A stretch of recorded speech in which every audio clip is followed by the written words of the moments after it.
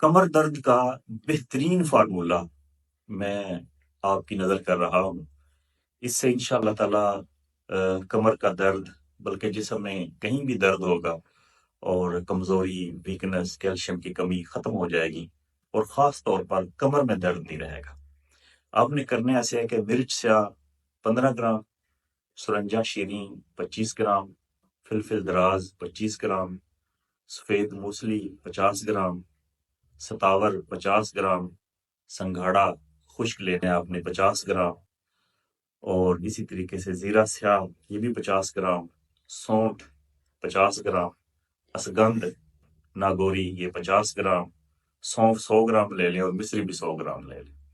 اسی وزن میں یہ چیزیں لے کر ان کا سکوپ بنا لیں، اور یہ ایک پورا سکوپ بن جائے گا. 1 چمچ صبح و شام آپ نے یہ دودھ کے ساتھ استعمال کرنا ہے.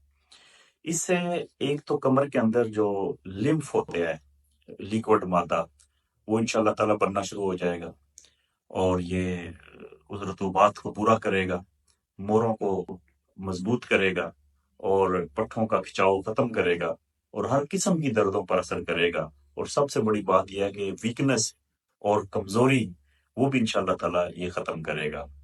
دور حاضر میں میں سمجھتا ہوں کہ ایک ایسا فارمولہ ہے جو ہر بندے کو استعمال کرنا چاہیے.